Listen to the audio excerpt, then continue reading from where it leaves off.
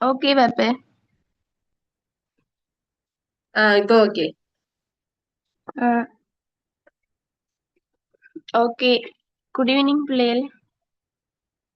எல்லாரும் வந்து திருக்குறள் படிச்சிருக்கீங்களா? 100 திருக்குறளும் பாடமாக்கிருக்கீங்களா?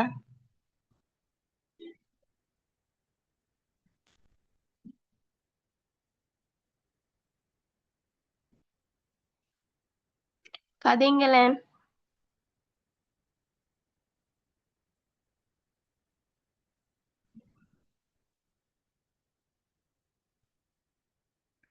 சரி, தெரிந்து தெளிதல் திருக்குறள்ல 10 திருக்குறளும் பாடமாக்கிருக்கீங்களா?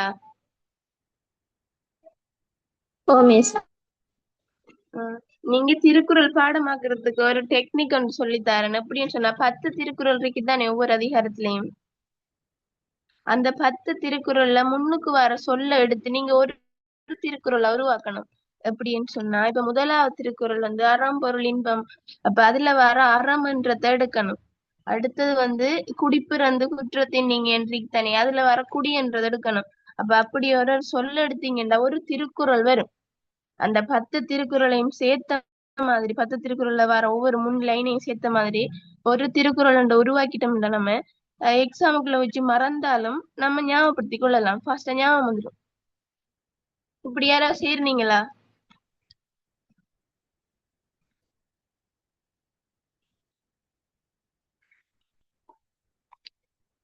பிள்ளைகள்?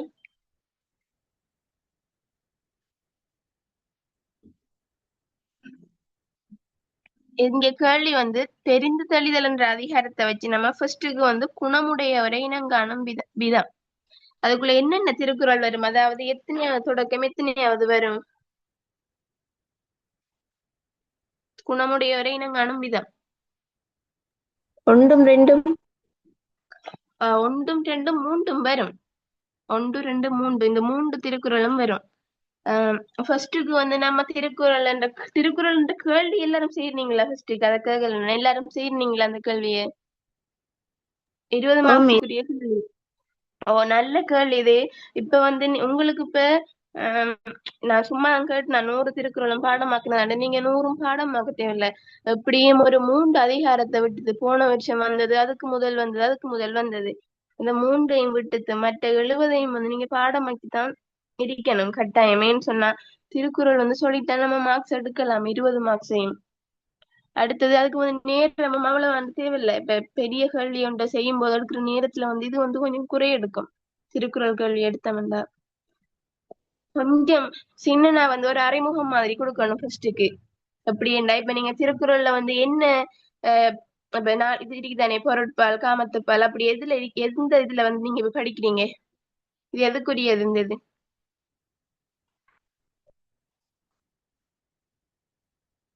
இது வந்து பொருட்பாலுக்குரியதுதான் இது.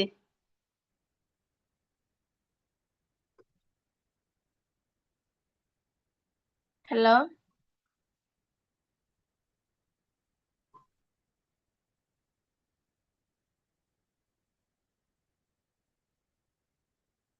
நீங்க சின்ன ஒரு அறிமுகம் கொடுத்தது எப்படின்னு சொன்னா திருக்குறள்ல பொருட்பால் அரசியல் என்ற பிரிவுல இடனறிதல் என்ற அதிகாரத்தை அடுத்து தெரிந்து தெளிதல் என்ற அதிகாரம் வைக்கப்பட்டுள்ளது. அடுத்தது வந்து இப்ப இதுல என்னென்ன கேள்வி கட்டிக்காங்க? இப்ப இதுல இந்த கேள்வியே ஒரு இன்ட்ரடக்ஷனா கொடுத்தா சரி. இதுல வள்ளுவர் வந்து குணமுடையோரை இனங்காணும் விதம், நல்ல குணமுடையோரை பற்றி என்னென்ன குறிப்பிடுறார், குற்றம் நாடுவதற்கான கருவி என்னென்ன, தெரியப்படாதவர் இவர் என்பதை அவரை தெளிந்தளிற்படுமலுக்கு இவை பற்றி குறிப்பிட்டுள்ளார் என்று சொல்லிட்டு முதலாவது கேள்விக்குரிய விடை எழுதுனீங்கடா சரி. இப்ப திருக்குறள் 10ஐயும் வந்து நம்ம விளங்கப்படுத்திடணும். முதலாவது திருக்குறள் என்ன? அறம் பொருள் இன்பம் உயிரச்சம் நான்கின் திறம் தெரிந்து தேறப்படும். அப்படின்ற என்ன அறம்னு சொன்னா என்ன? அறம் பொருள் இன்பம் இது மூன்றும் என்னென்ன?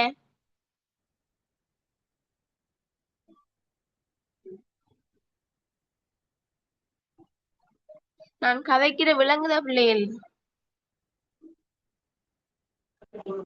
ஓ மிஸ். அப்ப வந்து அறம்பொருள் இன்பம் உயிரச்சம் நான்கின் திறம் தெரிந்து தேறப்படும் அப்படின்ற என்னன்னு சொன்னா நம்ம இதுக்கு முதல் நீங்க இப்ப இடனறிதல் அதிகாரம் எல்லாம் படிச்சுத்தானே இருந்திருப்பீங்க. இடனறிதல் ஃபர்ஸ்ட் என்ன, அறிவுடைமை, குற்றம் கடிதல், பெரியோரை துணைக்கோடல், இப்படி இடனறிதல் வரைக்கும் நீங்க படிச்சிருப்பீங்க. அப்ப இதுல என்ன சொல்றாங்கண்டா, ஒரு அரசன் வந்து அவன் இதுல இந்த அதிகாரத்துல குறிப்பிடுறது அதுதான். ஒரு அரசன் வந்து ஆஹ் அவனோட கூட இருக்கிற ஒரு ஆளை சேர்த்து எடுக்கும் போது அவன் என்னென்னத்தெல்லாம் தெரிஞ்சு அவன் எப்படி தெளிஞ்சு எடுக்கணும். இப்ப இதுல வந்து சொல்றாங்க, அரசனால தெளிவாக அறியப்படும் ஒருவனே, அதாவது அரசனால தெளிவாக அறிந்து கொள்ளப்படுற ஒருவன்ட அறம், பொருள், இன்பம், உயிரின் காரணமாக வருகின்ற அச்சம், இந்த நான்கினதும் திறத்தால வார மன இயல்புகளை ஆராய்ந்து அறிந்து தெளிவு பெறுதல் வேண்டும். அரசன் என்ன செய்யணும், அவன் வந்து தெளியப்படுற ஒருவன்ட அறம், பொருள், இன்பம், உயிர் காரணமாக வருகின்ற அச்சம், இவை நான்கின்ற திறத்தால வார மன இயல்புகளை நன்கு ஆராய்ந்தறிந்துதான் அவன் தெளிவு பெற வேண்டுமா. இது வந்து முதலாவதுக்குரிய விடைக்குள்ள வரும் இது. அப்ப நான் சொல்றத நோட் பண்ணுங்க. இதுல இந்த நாளுக்கு வந்து எத்தனையாவது குரல் வரும்னு சொல்றேன். முதலாவதுக்கு வந்து 1 தொடக்கம் 3 வரும். எழுதி கொள்றீங்களா இல்ல தேவையில்லையா?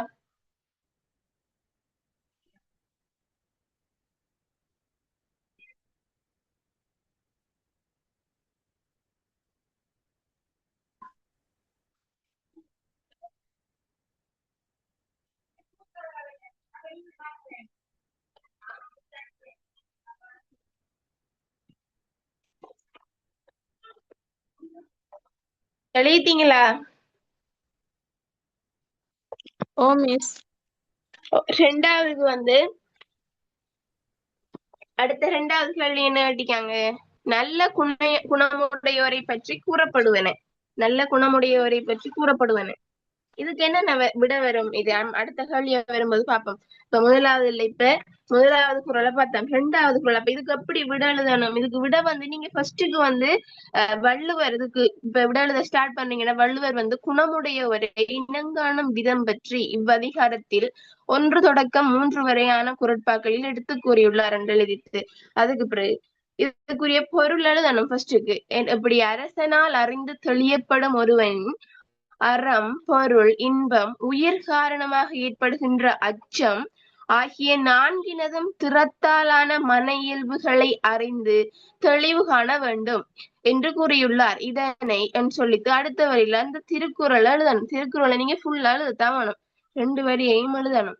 அறம்பொருள் இன்பம் உயிரச்சம் நான்கின் திறம் தெரிந்து தேறப்படும் என்னும் குறட்பா மூலம் விளக்கியுள்ளார் என்று எழுதிட்டு அடுத்த விடையை கொடுக்கணும். அப்படி மேலும் அடுத்த திருக்குறள் என்ன சொல்லுது, குடிப்பிறந்து குற்றத்தின் நீங்கி வடுப்பிரியும் நானுடையான் கட்டே தெளிவு. அப்படின்றா என்னையாம், குடிப்பிறந்து என்றா உயர்வான நல்ல குடியில பிறந்து குற்றத்தின் நீங்கி என்றா குற்றச்செயல்கள், அவன் செஞ்ச குற்றச்செயல்கள் எல்லாம் இருந்து நீங்கி வடுப்பெரியும் நான் உடையான் கட்டே தெளிவு, அதாவது பழிக்கு இடம் தரும் செயல்களுக்கு அஞ்சும். பழிக்கு இடம் தரும் செயல்களுக்கு அஞ்சும், அதாவது ஒரு செயலை செய்யும் போது அந்த செயல் வந்து பழிய தரும்னு சொன்னா அந்த செயலை செய்யறதுக்கு வந்து அஞ்சுவான். அஞ்சும் நாணமுடைமை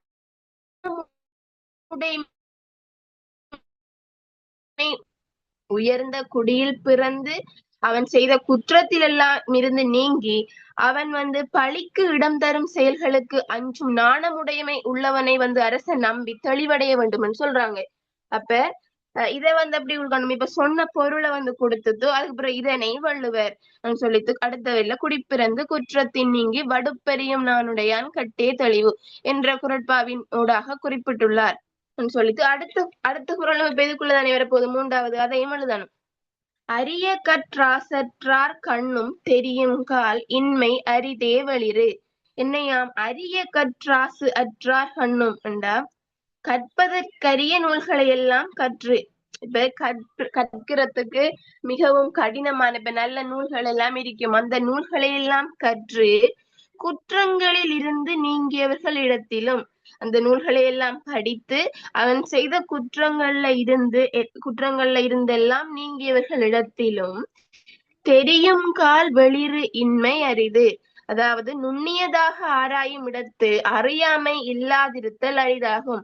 அதாவது என்ன சொல்றாங்கன்னு சொன்னா, இப்ப நிறைய புக் வாசிச்சிருக்காங்க, நிறைய புத்தகம் படிச்சிருக்காங்க, கற்கிறதுக்கு அரிதான நூல்களை எல்லாம் கற்றிருக்காங்க, அதே போல குற்றங்கள்ல இருந்தும் நீங்கிட்டாங்க. ஆனா அவங்களிடத்து நம்ம ஆராய்ந்து பார்த்தோம்னு சொன்னா, அறியாமை என்றது நுண்ணியதாக ஆராயும் இடத்து அறியாமை என்றது இல்லாமல் இருக்காது. அறியாமை இல்லாம இருக்கிறது கஷ்டம்னு சொல்றாங்க. விளங்கிட்டா? இந்த 3 திருக்குறள் தான் முதலாவது வரும். அப்ப இந்த 3ஐயும் நம்ம எழுதணும். திருக்குறள் 3ம் கொடுக்கணும். திருக்குறள் 3ஐயும் கொடுக்கணும்.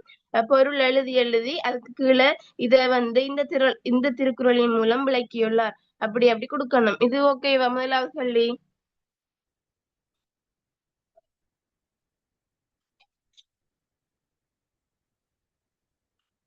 அடுத்த 2வது கேள்வி என்ன? நல்ல குணமுடையோரை பற்றி கூறப்படுவன. இதுக்கு என்ன விட வரும்னு சொல்லுங்க. அப்ப யாராவது தெரிஞ்சாக?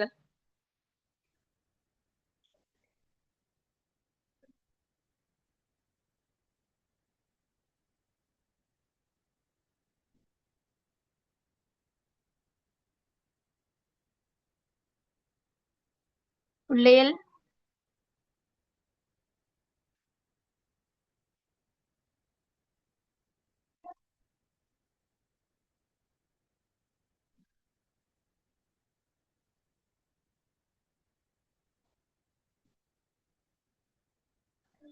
சரி, 4வது திருக்குறளை பாருங்க. 4வது திருக்குறள் என்ன சொல்லுது? குணம் நாடி குற்றமும் நாடி அவற்றுள் மிகை நாடி மிக்க கொள்ளல். அதாவது குணம் நாடி என்ற என்ன? ஒருவனுடைய நற்பண்புகளாகிய குணங்களை ஆராய்ந்து, குற்றம் நாடி என்றா அவன்கிட்ட இருக்கிற ஏனைய குற்றங்களையும் அவன்கிட்ட இருக்கிற நற்பண்புகளாகிய குணங்களையும் ஆராய்ந்து, அதோட அவன்கிட்ட இருக்கிற ஏனைய குற்றங்களையும் ஆராய்ந்து, பின் அவற்றுள் மிகை நாடி பின்பு அவற்றுள் எவை மிகுதியானவை என ஆராய்ந்து. இப்ப ஒருவன்கிட்ட நல்ல விஷயமும் இருக்கும், கெட்ட விஷயம், நல்ல பழக்கமும் இருக்கும், கெட்ட பழக்கமும் இருக்கும். அப்ப 2ஐயும் ஆராயணும். அதே போல இதுலயும் ஒருவனுடைய நற்பண்புகளாகிய குணங்களையும் ஆராய்ந்து, ஏனைய குற்றங்களையும் ஆராய்ந்து, அதுக்குள்ள எது அதிகமாக இருக்குதோ, எது அதிகமாக இருக்குது என்று ஆராய்ந்து அதனை மிகுந்திருப்பதனாலேயே அறிந்து கொள்ளணும். இப்ப ஒருவன்கிட்ட குணம் அதிகமாயிருக்கா, இல்ல நல்ல நற்குணம் அதிகமாயிருக்கா, அல்லது அவன்கிட்ட குற்றங்கள் அதிகமாயிருக்கன்னு ஆராய்ந்து அதுல எது மிகுதியாக இருக்கிறதோ, அதாவது அவன்கிட்ட எது அதிகமாக காணப்படுதோ, அதனாலேயே நம்ம அவனை தெரிஞ்சு கொள்ளணும், அவனை பற்றி அறிந்து கொள்ளணும் என்று சொல்ல இதுல கூறப்படுது. அடுத்தது பெருமைக்கும் ஏனை சிறுமைக்கும், பெருமைக்கும் ஏனை சிறுமைக்கும் தத்தம் கருமமே கட்டளைக்கல். அப்படி என்ற என்ன? பெருமை என்ற என்ன? பெருமை என்ற பிறவி குணம் அறிவு என்பவற்றால் மக்கள் அடையும் பெருமைக்கும். இப்ப பிறவி குணம் என்ற ஒன்று இருக்கும் தானே, அதால மற்றது அவன் காணப்படுற அறிவு, அவன் என்னென்ன அறிவு திறமை இருக்கு, இதால மக்கள் அடையிற பெருமைக்கும், ஒரு மனிதன் அவன் அடைஞ்சு கொள்ற பெருமைக்கும், இந்த பிறவி குணம் அறிவு என்பவற்றால மக்கள் அடையும் பெருமைக்கும் ஏனை சிறுமைக்கும், அவன் அதாவது மற்றதாகிய சிறுமைக்கும், அவன் ஏனைய சிறுமை குணத்துக்கும் உரைகல்லாவது தத்தம் கருமமே. அதாவது இதுக்கு எல்லாம் என்ன காரணம்? இப்ப ஒருவன்கிட்ட பிறவி குணம் அறிவு என்பவற்றால அவன் அவன்கிட்ட காணப்படுற பெருமைக்கும் ஏனைய சிறுமைக்கும் அவனுக்கு என்ன உரைகள்லா இருக்கிறது? அவன் செய்யற செயல்களை அன்றி வேறொன்றும் இல்லை. அவன் செய்யற செயல்களை வச்சு கொண்டுதான் நம்ம அவன் பண்புகளை அறிஞ்சு கொள்ளலாம். அவன்கிட்ட நல்ல பண்பு இருக்கா, இல்ல கெட்ட பண்பு இருக்கான்றத எப்படி அறிஞ்சு கொள்ளலாம்? எதை வச்சு கொண்டு அறிஞ்சு கொள்ளலாம்? அவன் செய்யற செயல்களை வச்சு கொண்டுதான் அறிந்து கொள்ளலாம். அதைத்தான் இந்த குறள் சொல்லுது. பெருமைக்கும் ஏனை சிறுமைக்கும் தத்தம் கருமமே கட்டளைக்கல். அடுத்தது 6வது திருக்குறள் அற்றாரை தேறுதல் ஓம்புக மற்றவர் பற்றிலர் நாணார் பழி. அற்றாரை நீங்க ஃபர்ஸ்ட் அந்த வாசிக்கும் போதே, திருக்குறளை வாசிக்கும் போதே அந்த பொருளை விளங்கி வாசிக்கணும். அற்றாரை பிரிச்சு வாசிங்கன்னா கொஞ்சம் பொருள் விளங்கும். இப்ப பொருளை பார்க்க முதலே அற்றாரை தேறுதல் ஓம்புக மற்றவர் பற்றிலர் நாணார் பழி. என்னையாம் அப்படின்னு சொன்னா, அற்றாரை தேறுதல் ஓம்புக வேண்டா தமக்கென சுற்றம் இல்லாதவரை, அதாவது இப்போ ஒரு செயலை செய்யறதுக்கு மேலாம பார்க்கும்போது இப்ப ஒரு ஆளை தெரிந்து தெளிந்து கொள்றத பத்தி தானே பாக்குறோம். அப்ப ஒருத்தனை இப்ப நம்மளோட சேர்த்து கொள்ளணும்னு நினைச்சாருண்டா ஒரு அரசன், அவனை பார்க்கும்போது அவனை விசாரிக்கும் போது அவனுக்கு என்ன சுற்றம் இல்லாதவனை தெரிதலை தவிர்க்குக. அவனுக்கு உறவினர்கள் இல்ல ஒருத்தரும் இல்லைன்னு சொன்னா அவனை தெரிந்து கொள்றத தவிர்க்கணுமா. அடுத்தது அவர் மற்ற பற்றியிலர் ஏன்னு சொன்னா, அவருக்கு இப்ப சுற்றம் இல்லைன்னு சொன்னா அவர் மற்றவர்களோட தொடர்புல பற்று பாசத்தோட இருப்பார பிள்ளைகள்.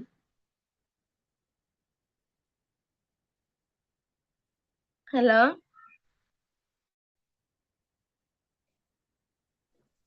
இல்ல டீச்சர். அப்ப அவர் உலகத்தோட என்ன செய்ய மாட்டார், தொடர்புல இருக்க மாட்டார். அவருக்கு பாசம்னு சொன்னா என்னன்னு தெரியாம இருக்கும். அப்ப அவர் பழிக்கு என்ன செய்ய மாட்டார், அஞ்ச மாட்டார். இப்ப என்ன ஒரு தவறான விஷயத்த செஞ்சு போட்டும் அவர் ஒரு பழிக்கு அஞ்ச மாட்டார், பயப்படாம இருப்பார். அப்ப பழிக்குரிய செயல்களை அவர் செய்வார். இதுக்காக வேண்டிதான் சொல்றாங்க, தமக்கென சுற்றம் இல்லாதவரை ஒரு செயலை செய்வதற்கு தெரியும் போது தவித்து கொள்ளணும். ஏன்னு சொன்னா அவர் உலகத்தோட தொடர்பில்லாம இருக்கிறதால, அதாவது பற்று பாசம் இல்லாம இருக்கிறதால பழி செயல்களுக்கு பழிக்கு அஞ்ச மாட்டார். அடுத்தது காதன்மை கந்தா அறிவறியார் தேறுதல் பேதமை எல்லாம் தரும். காதன்மை கந்தா அறிவறியார் தேறுதல் பேதமை எல்லாம் தரும். என்னையாம் காதன்மை கந்தா அறிவறியார் தேறுதல்ண்டா, அறிய வேண்டியவற்றையெல்லாம் அறியாதவராயினும், இப்ப ஒருவர் அறிய வேண்டியவற்றையெல்லாம் அறியாதவராயினும் தமக்கு அன்புள்ளவர் என்பதால். அப்ப அரசன் என்ன செய்யறான்டா, ஒருத்தனை தன்னோட தெரிந்து தெளிந்து கொள்றான். ஆனா அவன் தெளிகிற ஆளுக்கு எல்லா விஷயமும் தெரியாது. அவர் அறிய வேண்டியவற்றை எல்லாம் அறிந்து கொள்ள மாட்டார். இப்ப உதாரணத்துக்கு சுறுசுறுப்பான ஆளில்லைன்னு சொல்லி வைப்போம். ஆனா அரசனுக்கு அவர் மீது ஒரு அன்பு இருக்கு, அரசனுக்கு அன்பு இருக்கு. அப்ப அதால தமக்கு அன்புள்ளவர் என்பதால் அவரை தெரிந்து கொள்ளுதல், அவர் தமக்கு ஒரு அன்பான ஒரு உறவினர் என்றதால் அவர் தனக்கு அவர் பொருந்துவார்னு சொல்லி தெளிந்து கொள்றார் அரசர். இது பேதமை எல்லாம் தரும். இது என்ன செய்யும், அரசனுக்கு எல்லா வகை அறியாமையையும் கொடுக்கும். அப்ப என்ன அரசன் தெளிகிறாள் எப்படி அறிக்கணும், அவர் ஒன்று பழி செயல்களுக்கு அஞ்சுறவரா இருக்கணும். எல்லா அறிய வேண்டிய விஷயங்களை எல்லாம் அறிந்து கொள்றவராகவும், அதாவது சுறுசுறுப்பான ஆளா இருக்கணும். அறிய வேண்டியவற்றை எல்லாம் அறிந்து கொள்பவராக இருக்கணும். அதைத்தான் இந்த திருக்குறள்ல சொல்றார். அப்படி அறிய வேண்டியவற்றை எல்லாம் அறியாதாராயினும் தமக்கு அன்புள்ளவர் என்ற காரணத்தால் அவனை தெரிந்து கொண்டால் அரசனுக்கு அது எல்லா வகையான அறியாமையையும் கொடுக்கும். அது அரசனுக்கு எல்லா வகையான அறியாமையும் கொடுக்கும். அப்ப அவன் தனக்கு உறவினர் என்ற காரணத்தை வச்சு கொண்டு ஒருத்தரையும் தெளிந்து கொள்ள கூடாது. அடுத்து 8வது திருக்குறள், தேரான் பிறனை தெளிந்தான் வழிமுறை. தேரான் பிறனை தெளிந்தான் வழிமுறை தீரா இடும்பை தரும். ஒருவன் பிறனை தேரான் தெளிந்தான் பாபம், தன்னோடு இயைபுடையவன் அல்லாதவனை, தன்னோடு அதாவது தண்ட குணத்துக்கு இவன் சரியானவன் இல்லை என்று அரசனுக்கு தெரியுது. தண்ட குணத்திற்கு இவன் ஒப்பானவன் இல்ல அப்படின்றா தன்னோடு ஏற்புடையவன் அல்லாதவனை பிறப்பு செயல் முதலியவற்றால் ஆராயாது. அவனுடைய பிறப்பு எப்படியானது, அவனுடைய செயல்கள் அவனுடைய நடத்திகள் எப்படின்னு சொல்லி ஆராயாம ஒருவன் அரசன் தெளிந்து கொண்டான் என்றால் அவனுக்கு அந்த தெளிவானது அவனுக்கு மட்டும் இல்லாம அவனுடைய பரம்பரைக்கு நீங்க முடியாத துன்பத்தை கொடுக்கும். அப்ப ஒருத்தனை தெளியும் போது, ஒருத்தனை சேர்த்து கொள்ளும் போது அவனுடைய பிறப்பு எப்படியானது, அவன் நல்குடியில் பிறந்தவனா என்றதெல்லாம் பார்க்கணும். அடுத்தது அவனுடைய செயல் எப்படியானது, அவன் எப்படி பழிக்கு அஞ்சுபவனா, குற்றச்செயல்களை செய்ய மாட்டானா, இது எல்லாத்தையும் பார்க்கணும். அப்படி அதெல்லாம் பார்க்காம அரசன் அவனை தெளிந்து கொண்டான்னு சொன்னா எப்படி இருக்கும், அது அவனோட பரம்பரைக்கே ஒரு நீங்க முடியாத துன்பத்தை கொடுக்கும்னு சொல்றார். அடுத்தது பாருங்க, தேறற்க யாரையும் தேராது தேர்ந்தபின். தேறற்க யாரையும் தேராது தேர்ந்தபின் தேறுக தேறும் பொருள். என்னவாம் அப்படின்டா, யாவரையும் ஆராயாது தெளியக்கூடாது. யாரையுமே ஆராயாது தெளியக்கூடாது. சரி, ஆராயாது தெளியக்கூடாது. அப்படி ஆராய்ந்து தெளிந்த பின், ஆராய்ந்துதான் தெளிந்து கொண்டுட்டார். ஒருவரையும் ஆராயாம தெளியக்கூடாது. அப்படி ஆராய்ந்து தேர்ந்து தெளிந்த பின், சரி எல்லாம் ஆராய்ந்து அவர் தெளிவு கொண்டுட்டார். சரி, இவர் நம்மளுக்கு பொருத்தமானவர், இவரை வச்சுக்கொள்ளலாம். இவரை நம்மளுக்கு அஹ் இப்ப எப்படி அரசன் தன்னோட வச்சிருக்கிறதுக்கு தானே அவர் இதெல்லாம் பார்க்காரு, தெளிந்து கொள்றார்.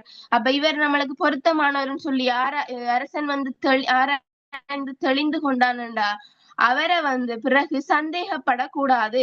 சந்தேகப்படாம நம்பணும். அவரை எந்த விதத்திலையும் சந்தேகப்படாமல் நம்புதல் வேண்டும். தேறற்க யாரையும் தேராது தேர்ந்த பின் தேறுக தேறும் பொருள்.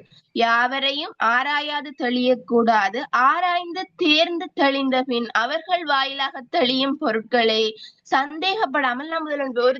அவர் தெளிந்து தெரிந்து அவரோட எடுத்துக்கொண்டவன் ஒரு விஷயத்த சொல்றான், அல்லது அவர் ஒரு பொருளை தெளிந்து கொண்டார், அதை சந்தேகப்படாம நம்பணும். இதுல உண்மை இருக்கும்னு சொல்லி ஒரு சந்தேகம் இல்லாம நம்புதல் வேண்டும் சொல்றார். அடுத்தது, தேரான் தெளிவும் தெளிந்தான் கண் ஐயுறவும் தீரா இடும்பை தரும்.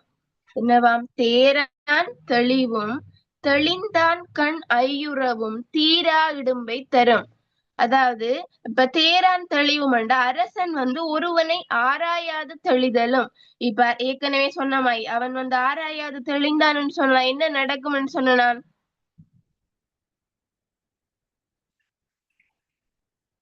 அரசன் தன்னோட இருக்கிறவன் ஆராய்ந்து ஆராயாம தெளிந்தான்னு சொன்னா என்ன நடக்கும் அவனுக்கு?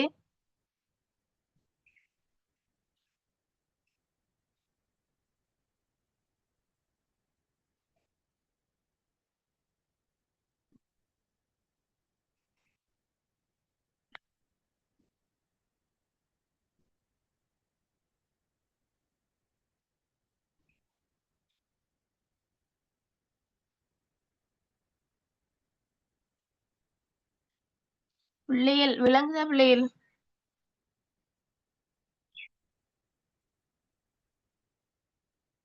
நிதர்ஷினி இருக்கீங்களா?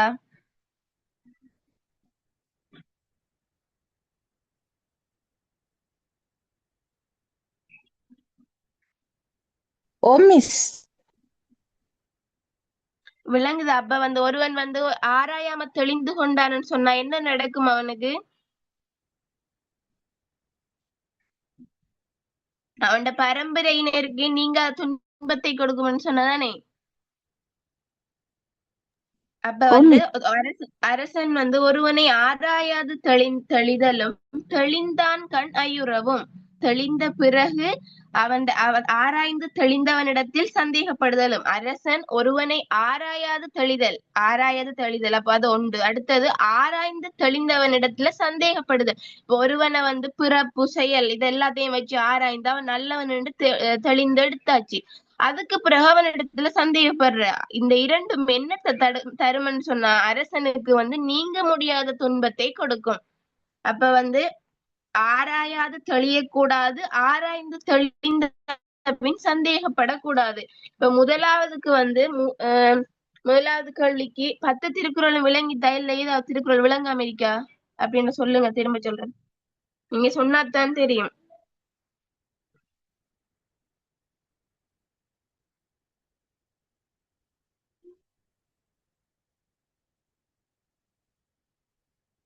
பத்து திருக்குறள் விளங்கிட்ட பிள்ளைகள் விளங்கப்படுத்தினது.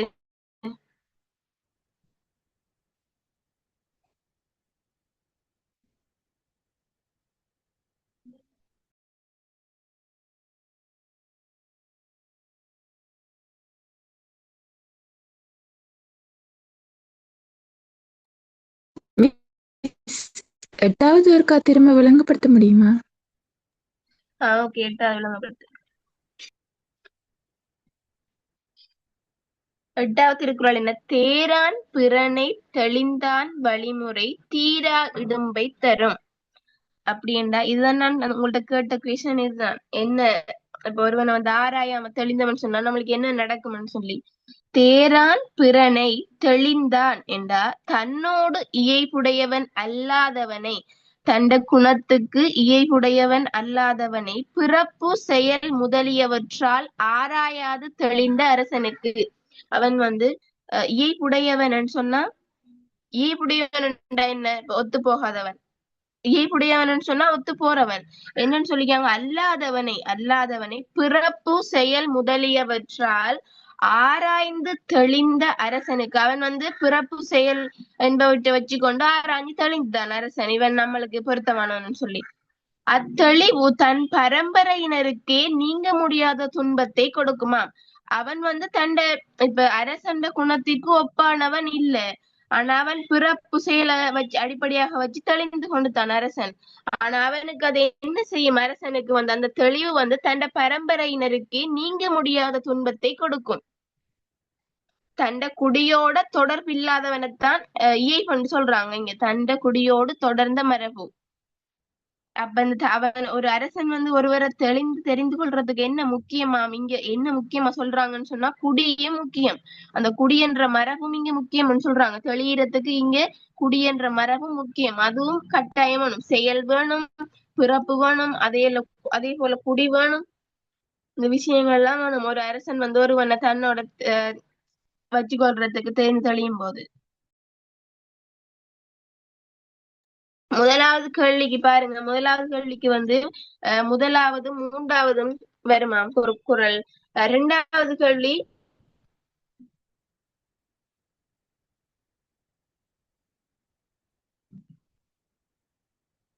நல்ல குணமுடையவரை பற்றி கூறப்படுவன. இதுக்கு விட தெரிஞ்சாக்கள் சொல்லுங்க பாப்போம். நல்ல குணமுடையவரை பற்றி என்னென்ன கூறுறாங்க?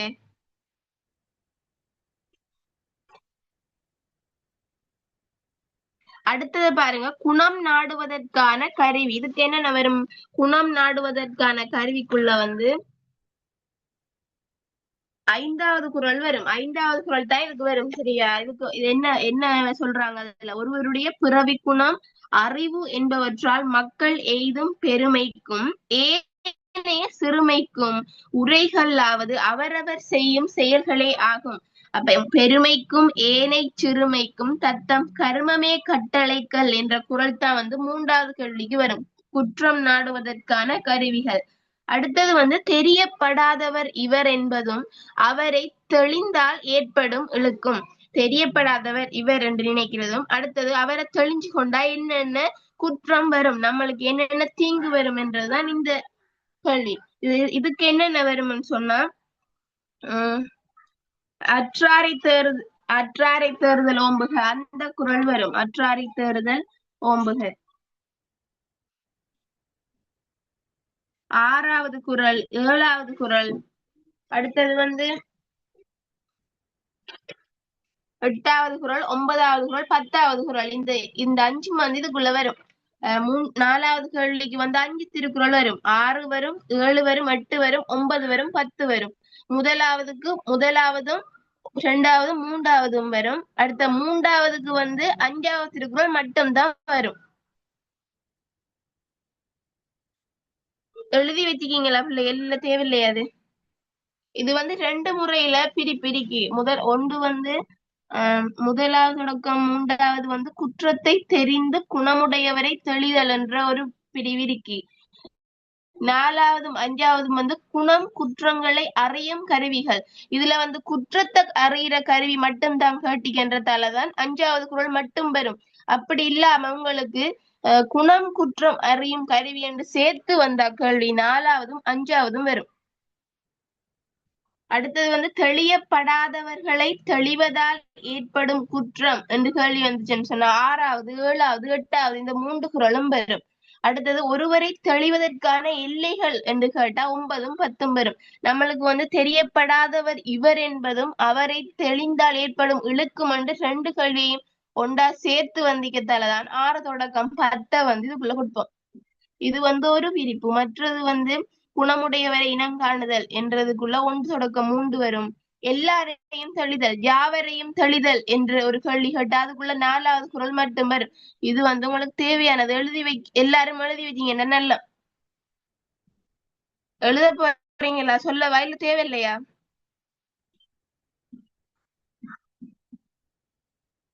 ரெண்டு பிரிப்புலையும் கேள்வி கேட்பாங்க. ஒருவேளை முதலாவது கேட்டா பிரிப்பு தெரிஞ்சிருந்தா தானே நீங்க இதுக்கு விட எழுதலாம், சரியா? இல்லாட்டி வேற வேற குறள் இப்ப முதலாவதுக்குள்ள வாரத்தை ரெண்டாவதுக்குள்ள வாரத்தை கொண்டு முதலாவதுக்குள்ள எழுதி விட்டீங்கன்னு சொன்னா மார்க்ஸ் போயிடும்.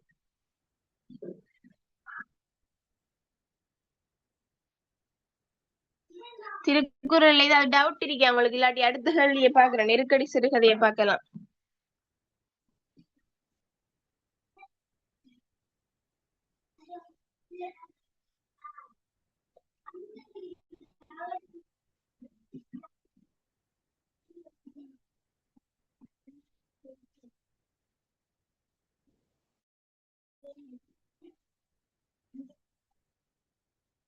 டவுட் இல்லையா? அப்ப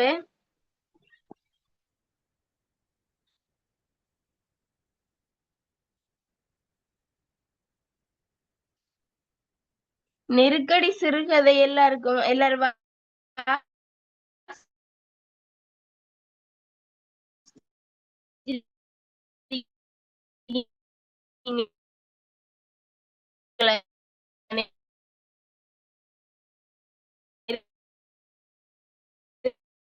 நெருக்கடி சிறுகதைய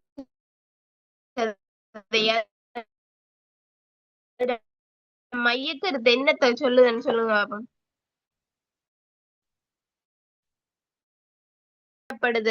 இது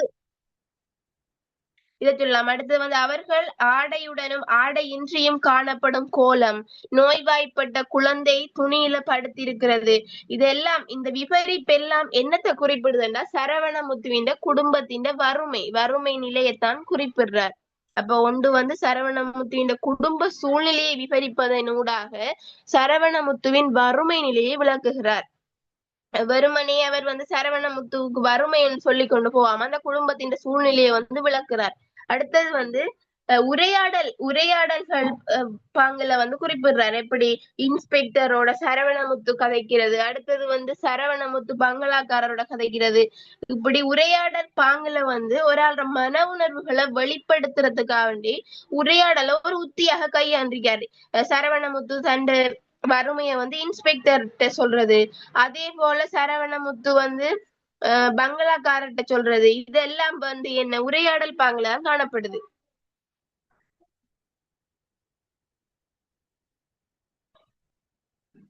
அடுத்தது அங்க இதுக்கு உதாரணமா நீங்க பங்களாக்காரரோட கதைக்கிற அந்த பங்களாக்காரர் விளக்கேற்றி வைத்தார் என்று சொன்னீரல்லவா, அந்த விளக்கிற்கு நான் எண்ணெயாக இருந்து விட்டு போறேன், அந்த வரி எடுத்துக்காட்டலாம். ஒவ்வொரு எடுத்துரைப்பு முறைக்கும் அந்த கதையில இருந்து ஒவ்வொரு சின்ன உதாரணங்கள், அதாவது அவங்களோட உரையாடல்கள் அதை குறிப்பிட்டீங்கன்னு சொன்னா அதுக்கு மார்க்ஸ் வரும், ஃபுல் மார்க்ஸ். அடுத்தது ஆசிரியர் குறைந்த அளவான சூழல் வர்ணனை கையாண்டுள்ள. இப்ப எப்படி இயற்கையை குறிப்பிட்டிருக்கார், இயற்கை அம்சத்தை குறிப்பிட்டிருக்கார், அதை பார்க்கலாம். இயற்கையை இந்த கதையில குறிப்பிட்டிருக்கார். எப்படி என்றால் நெருக்கடி என்ற சிறுகதைக்கும் தலைப்புக்கும் நெருக்கடி என்ற ஒரு சொல்லுக்கும் தொடர்பு சொல்றாரு. எப்படி என்றால் அந்த சீந்தில் கொடி சுத்தி கொண்டிருக்கிறது, கழுத்தை நெரிக்கிறது போல, இதெல்லாம் என்னத்தை குறிப்பிடுது? அந்த சிறுகதைக்கு பொருந்தது. அப்ப இங்க இயற்கையை குறிப்பிட்டுறாரு.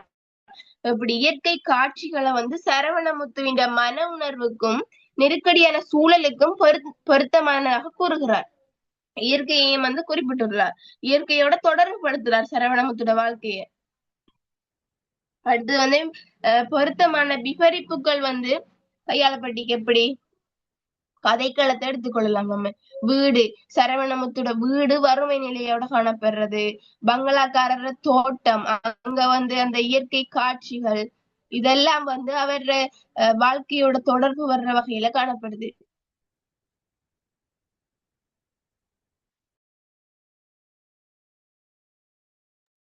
விளங்கிட்டா? அப்ப எடுத்துரைப்பு முறைக்குள்ள நீங்க ஒரு 5 பாயிண்ட்ஸ் எழுதணும். அடுத்தது முக்கியமா உவமை உருவகாணிகளை கையாண்டிக்கார், யதார்த்தமான பாங்குல காணப்படுது. அனைவரும் எளிதில் விளங்கக்கூடிய வகையில கதைப்பாங்கல காணப்படுது. இப்படி எழுதினீங்கன்னு சொன்னா சரி. உதாரணம் கட்டாயம் கொடுக்கணும். இந்த கதைக்குள்ள இருந்து வரிகளை வந்து உதாரணமா கட்டாயம் காட்டணும். அதுக்குதான் முக்கியமா மார்க்ஸ் போடுவாங்க எடுத்துரைப்பு முறைக்குள்ள. விளங்கிட்டா இதுக்கு? மிஸ் ஆசிரியர் மொழிநடை சிறப்புக்கு நாங்க பாயிண்ட்ஸ்ல எழுதினா இது செய்ய மாட்டாங்களா, திருத்த மாட்டாங்களா? மார்க்ஸ் போடுவாங்க, ஆனா குறைய தான் போடுவாங்க. Okay miss. நீங்க பந்தி பந்தியா